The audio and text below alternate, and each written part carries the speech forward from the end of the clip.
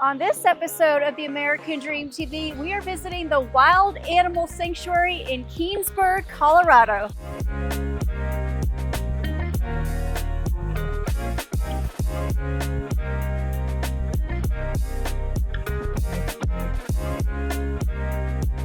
This is the oldest and largest carnivore sanctuary in the world.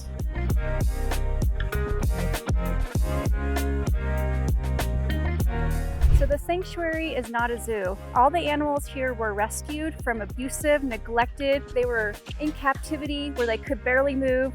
It's really a sad story, but they're now living a lovely, healthy, fantastic life here at the sanctuary.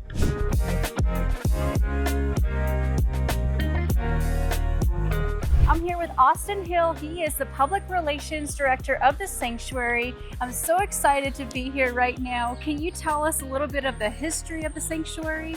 Yeah, thank you for being here, Monica. So Sanctuary's been rescuing captive-born large carnivores, but other animals as well. For 46 years now, Pat Craig, our executive director and founder, rescued the first animal in 1980 when he was just 19 years old. Wow. And essentially he was learning about, the zoos had surplus of animals and how many animals are basically just outside the zoo system, privately owned. Kind of long story short, but as time went on, realized that, there's a huge issue and there's tens of thousands of large carnivores outside that zoo system. We opened to the public here in 2001. But it's been rescuing animals coming from apartments, garages, backyards, basements, horse trailers, gas stations, shopping malls, roadside zoos, the Tiger King saga. But yeah, so literally every single animal here is rescued. That's awesome. I'm so excited.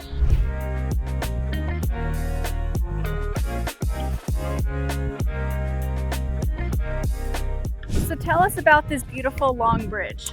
Yeah, so Pat Craig, our founder and executive director, learned pretty early on that when he was above them, the animals really didn't pay him much mind. They were much more comfortable.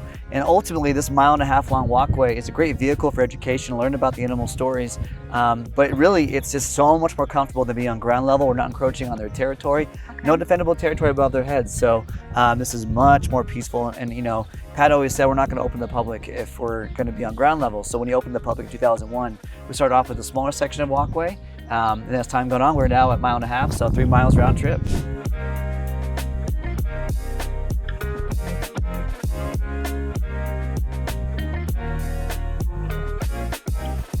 Oh, there's a bear running over there. Yeah. We feed the animals on a random schedule, so time and place is always different. So when vehicles go by, usually animals get pretty excited and think it's their turn. Oh. So yeah, we're trying to replicate a wild diet, trying to really instill as much as the wild as possible with these guys.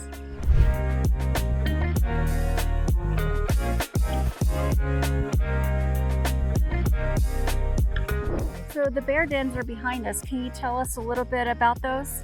Yeah, the dens are awesome, the underground dens. Now, if you can imagine, because all of our animals are rescued, we have many bears that had never hibernated before they came here, which is really incredible. So we utilize these wonderful underground dens that go underground at a diagonal about 20 feet. In the back is about 6 feet down, but there's a 12-foot bunker that remains at 60 degrees year-round. So the bears will fully hibernate in there all season long, which is just truly incredible. Their body tells them what to do. We change the diet, as we're supposed to as that time comes. But we have those dens utilized for everybody. So maybe a little bit smaller versions for the foxes and so forth, but they all have underground dens, so it's a great temperature. They can get warmed up or cool off if they need to. I think that's great because on a hot day like this, they might be hibernating or sleeping underneath. They can totally get some shade if they want to, and their schedule is totally their own, so no one's on display. They can go wherever they want to in their habitats.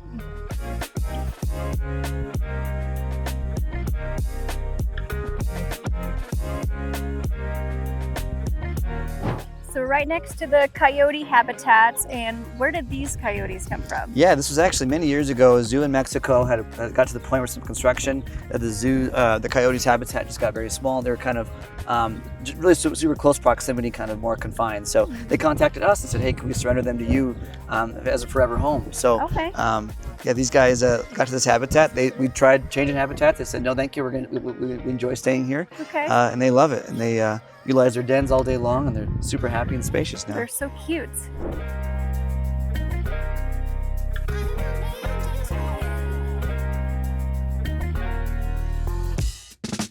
So this organization is a 501c3 and you're not funded by the government or the city. Where do you get your funding from? Funding is literally just from people donating and believing in this all over the world. So when people visit, it's so transparent. every single thing you're seeing when you visit, just know that it came from people donating and believing in that every single year for 46 years now. That's awesome. Yeah.